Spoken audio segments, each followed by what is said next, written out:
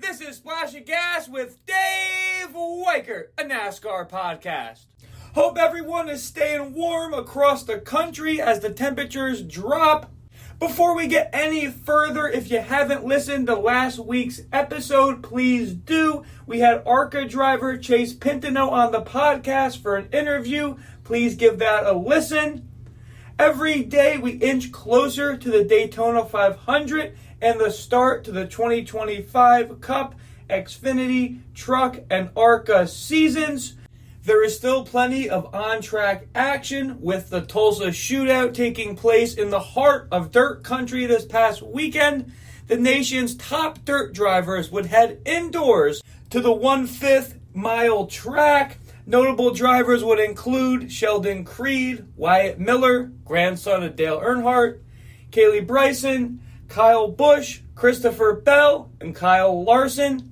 Additionally, we will go over some indoor midget car racing from Allentown, Pennsylvania, where ARCA star Andy Jankowiak will look to win the Saturday night main event, which has eluded him the previous 14 tries. Lastly, there is still plenty of off-the-track action to keep the gums flapping. That and so much more in an action-packed episode of Splash of Gas. As always, we are sponsored by Magical Travel with Dave, a.k.a. Disney Dave Weichert, my father. He'll be able to help you with all your Disney and Universal vacation needs. He can be reached at DisneyDaveW@Verizon.net. Please make sure you follow all the Splash of Gas social medias for midweek updates. Instagram, NASCAR_Dave_Splash of Gas. Facebook, Splash of Gas, NASCAR Dave Weichert. Now available on Twitch as well as NASCAR Dave 78. Please check that out for some live Splash of Gas. We'll get the on-track action cooking with the recap from the Tulsa Shootout. As mentioned, multiple NASCAR drivers would be taking place. Saturday night would be the 5th and final night of micro racing in Tulsa, Oklahoma. In the past, the Winged Outlaw division has been the main event of the Tulsa Shootout. This year, for the first time ever, the Outlaw non-Wing division will be the marquee event in the 55-lap main event. After qualifying, Blake Hann and Christopher Bell would set the front row for the main event. 55 laps of short-track dirt racing would be next. As the green flag would drop, the action would start quickly. Hann would win the battle coming off of turn 2 and take the lead. Aiden Perdue would follow him and take over second from Bell. One lap in, Larson would be deep in the field. He would roll the top and climb from the 14th spot already up to the 11th. 8 laps in, the yellow would fly for spinning Sheldon Creed. The green would fly again. Hann would lead Perdue. Gary Taylor would spin another yellow. Following restart, Hann would lead as Perdue and Bell run side by side for second. Bell would win the battle and retake the second spot. 38 laps to go. Kyle Larson is up to 8th. 1 lap later, Neil Allison spins. Yellow out once again. Following restart, Hann would lead Bell. 1 lap later, Brandon Rose flips. Yellow is out once again. 2 laps later, 4 cars tangle on the upper cushion. Yellow out. Following restart, Hann leads on the bottom as Bell heads for the top. Over halfway through, 25 to go. Bell in pursuit of the first spot over Hann. They swip lanes, Hann still in first. 4 laps later, 21 laps to go. Landon Henry jumps the cushion and starts the barrel roll. Another yellow. 20 laps to go. Christopher Bell has a run on the leader. He pinches him down into turn 3. Bell to the lead. 3 laps later, Steven Snyder Jr. has climbed all the way from 21st to 3rd. 3 laps later, 14 to go. Snyder Jr. slides Hann for second. 12 laps to go. Snyder Jr. slides Christopher Bell for the lead. 10 to go. Snyder Jr. is driving the way. The leader jumps the cushion and Bell closes right back to Snyder Jr.'s bumper. A lap later, Bell slides Snyder Jr. for the lead. Snyder is fading. Larson has found the speed on the cushion and is coming up the battle Bell. Larson to 3rd. 5 to go. The yellow would fly once again for a stalled Jeffrey Powell. Snyder pulls into the infield with a flat tire. Green flag. Bell leads as Larson takes away second. Larson is rolling on the top cushion. He is right next to the wall. Nobody has been running that high all night. 1 lap to go. Larson dives to the inside on turn 3. He pulls even with Bell. They run side by side. And the winner is Christopher Bell by a nose. What an exciting and truly breathtaking finish and last great couple of laps between the drivers, Snyder Jr., Christopher Bell, and Kyle Larson. Kudos to you guys. You put on a show. Shootout shoutouts. Even though he would come up second in the main event, Kyle Larson would go on to win the winged class main event. Kyle Busch, sons Bregston, would go on to win the main event in the junior division as well. That brings us to NASCAR trivia time. This week's question is, guess this driver. I was elected into the NASCAR Hall of Fame in 2012 and won my first NASCAR Cup Series race in 1965 for car owner Kenny Myler at Valdosta 75 Speedway. I also have 4 starts in the Indy 500. Can you guess me? Answer coming at the end. Now for Discussions with Dave. Part 1. Was announced this week that Lee Diffie has confirmed that he will be back in the NASCAR on NBC booth for the NBC televised portion of the NASCAR Cup Series season. Wanted to touch upon this as we were talking about Lee Diffie and his start to covering NASCAR on NBC in the 2024 season. I thought Lee had done a fantastic job with IndyCar in previous years, and he continued that passion and fire in the 2024 season doing NASCAR for the first time. Several people were opposition to Diffie calling the races. Diffie is from Australia. He has a little bit of an accent. In all honesty, it took me a race or two to get a little bit used to that with some of his phrase words or keywords. But Lee Diffie, the excitement that he brings when calling a race is up there with some of the most famous names and voices of the sport. Happy to hear that Lee will get another chance in the booth in the 2025 season. Bring it on, Lee. We can't wait to hear you. Moving right along, the next topic of Discussions with Dave, Part 1. Who will get their first win in the NASCAR Cup Series in 2025? Have several to pick from: Ty Gibbs, Ryan Preece, Riley Herbst, Carson Hocevar, Noah Gragson, Ty Dillon, John Hunter Nemechek, Todd Gilliland, or Josh Berry. Have a solid mix between veteran drivers and younger drivers. We'll have the one rookie Herbst in the mix there. Of the veteran drivers between Berry, Dillon, and Preece, I think the one most poised to grab a win this year, their first win, would be Josh Berry. He's Mr. Short Track, truly a short track ringer. That's really how he got his start in the sport and worked his way up to the Cup Series. Don't see why Josh couldn't grab a win at a Richmond or a Martinsville this year.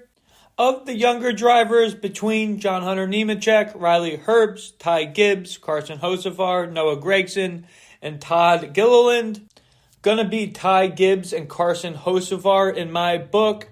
Carson Hocevar at second. He showed moments last year, but he needs to calm down at times where he gets frustrated and not punt drivers, which we saw him happen last season. If Carson can really focus in on some specific tracks like Texas, where he's won in the Truck Series before, don't see why he couldn't grab a win.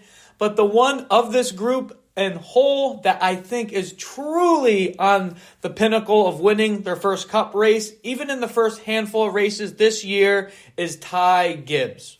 Ty has completely changed the book from the cocky, happy-go-lucky Xfinity driver to a quiet, level-headed Cup Series driver, and one already in past seasons and Cup Series is contending for the playoffs. It's only a matter of time before Gibbs scores his first win this year. Next topic on Discussions with Dave. It was announced this week that the Spider-Man, Helio Castroneves, will be attempting to qualify for the Daytona 500, the Great American Race. He will be in a Trackhouse car, the 91 entry for them. We've seen other international drivers such as Kimi Räikkönen in that car before. Really excited to see if Helio can make the race. Moving right along to some more on-track action, indoor midget car racing from Allentown. Andy Jankowiak finally conquers Allentown Saturday night. Andy J., ARCA driver, broke through in his first win in 15 starts at the PPL Center by executing a late race pass to perfection in Saturday night's Ironton Global Allentown Indoor Auto Series TQ Midget Race. The victory was the 36-year-old from New York's 8th win in the Indoor Auto Racing Series, putting him firmly in third on the series all-times win list.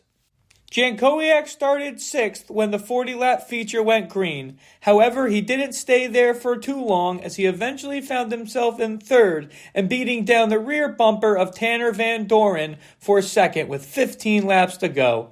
From there, Van Doren and Jankowiak muscled around long leader Andy Sesley, setting up a war between Rising Star and one of TQ Midget Racing's best.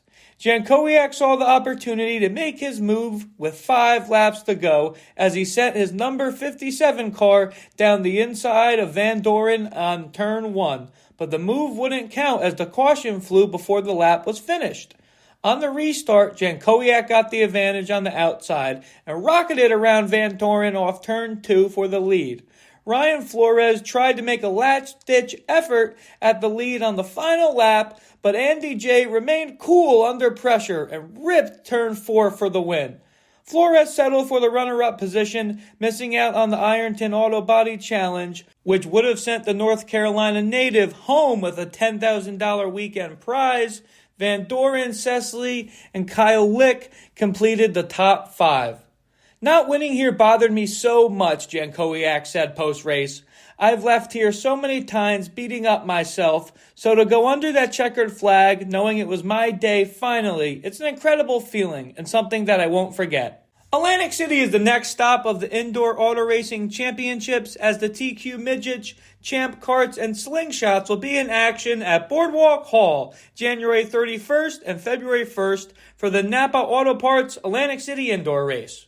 Moving right along with Discussions with Dave, Part 2. There are strong rumors, and even Bob Puchagrass has reported, that Martin Truex Jr. will be racing under Tricon Garage under an entry for the Daytona 500. It hasn't become official yet, but with 2311 Racing pending with their lawsuit with NASCAR, Joe Gibbs will be pairing with their Toyota teammate of Tricon Garage. Bob Puchagrass said on X, "It is expected that Joe Gibbs Racing likely would do much of the heavy lifting for Truex's entry. Obviously, originally, it was going to be 2311, but with the lawsuit and not knowing for sure if they'd be a charter or an open team, it made more sense for it to be done through Tricon." As a Truex fan, can't wait for this news to hopefully become official soon. As we know, Truex's longtime crew chief, Cole Pern, which he won the 2017 championship with, will be on the box making the calls for Truex this 500. Excited to see what Truex can do with familiar faces around. Last topic on Discussions with Dave, Part 2. We talked about this last episode. It was announced last week that in a partnership with MBM Motorsports, NASCAR veteran Mike Wallace will be coming out of retirement in an effort to try to qualify for the Daytona 500. Wallace for sure has the resume to be in this race. As I mentioned last episode, really going to be interesting to see how he can go up toe-to-toe with the younger drivers, but for sure think he can hold his own. Some others did not think that. NASCAR reporter Nick Bromberg said on X, "I'm sure this will be controversial, but a 65-year-old who hasn't competed in a Cup Series race or a Top 3 Series NASCAR race on an oval since 2015 and last race in a Top 3 Series NASCAR race overall in 2020 probably shouldn't get an automatic approval to attempt the Daytona 500. In response to this, brother of Mike Wallace, Kenny Wallace, who we know himself can be controversial, went on to retweet Bromberg saying, "Would not expect anything less out of you, Nick. You've always been a negative reporter." And that's 100% Kenny Wallace being Kenny Wallace. That man always speaks his mind, for good or for worse. But I'm on the side with the Wallaces on this one. Yes, the Daytona 500 is the pinnacle of racing and is supposed to be the epitome of the best drivers in the world. To make this race ultra competitive, you want a high competitive car count. Yes, Mike Wallace isn't racing a full competitive season recently, but he is a driver that will bring the integrity of the dual races, of the qualifying, right into the Daytona 500 if he's lucky enough to qualify. Mike Wallace will be able to be a good drafting partner with his experience, compared to a younger driver that might not have that experience and trigger a big one. And that wraps up this week's edition of Discussions with Dave. Moving right along with NASCAR history, we're going to continue with the theme of historic Daytona 500 finishes. The first one for this week, 1979, Richard Petty, one of the most important races in NASCAR history. The 1979 Daytona 500 was the first 500-mile NASCAR race with live flag-to-flag coverage on national TV. A massive snowstorm on the East Coast kept people indoors. Many of them turned into CBS, where Ken Squire called a dramatic finish. When leaders Donnie Allison and Kyle Yarborough crashed on the last lap, Richard Petty was able to win his record 6th Daytona 500, and a post-race infield brawl between Yarborough and brothers Donnie and Bobby Allison only added to the mystique of the race. The second race we'll cover today, 1980 Daytona 500, Buddy Baker. Buddy Baker's iconic Rainier Racing number 28 Gray Ghost Oldsmobile was built by Wandell Wilson. Piloting the Gray Ghost, Baker drubbed the Daytona 500 field in 1980, leading 143 of the 200 laps and averaging over 177 miles per hour, despite 5 caution flags. While this race was not a classic nail-biter in terms of being exceptionally close, 41 years later, it remains the fastest Daytona 500 ever to be ran. Also noteworthy was the 11th place finisher was Janet Guthrie, who was the 2024 recipient of the NASCAR Hall of Fame Landmark Award for her outstanding contributions to NASCAR. The third and final Daytona 500 finish we will cover this week, 2019, Denny Hamlin. With 2 previous Daytona 500 wins in his resume, Denny Hamlin was no stranger to victory lane at the World Center of Racing. But this one was wholly different, as Hamlin led a 1-2-3 finish for team owner Joe Gibbs in the first points race after the death of Joe's older son, J.D., who passed away on January 11th, 2019. J.D. discovered Hamlin when he was just a local short track racer, and Hamlin always raced the number 11, the same number J.D. wore as a high school and college football player. Joe Gibbs, who won 3 Super Bowls and now has 5 Cup Series championships, called this the single best victory in his entire career. And that wraps up this episode's edition of NASCAR History Time. Coming to the end of the episode, it's time for Trivia Answer Time. This week's question is, guess this driver. I was elected into the NASCAR Hall of Fame in 2012. I won my first NASCAR Cup Series race in 1965 for car owner Kenny Myler at Valdosta 75 Speedway. I also have 4 starts in the Indy 500. Can you guess me? The answer is Kyle Yarborough. As always, we are sponsored by Magical Travel with Dave, aka Disney Dave Weichert. He will be able to help you with all your Disney and Universal vacation needs. He can be reached at DisneyDaveW@Verizon.net. Please make sure you follow all the Splash of Gas social medias for midweek updates. Instagram, NASCAR_Dave_Splash of Gas. Facebook, Splash of Gas, NASCAR Dave Weichert. Also available on Twitch. NASCAR Dave 78, please check that out for some live Splash of Gas. I will be going across the state of Florida to the ARCA Series practice, the road to Daytona. I got media credentials. Big shout out to ARCA and NASCAR, Daytona International Speedway. Hope to interview several of the ARCA drivers. Really appreciate everyone tuning in to this episode. Till next time, Splash of Gas out.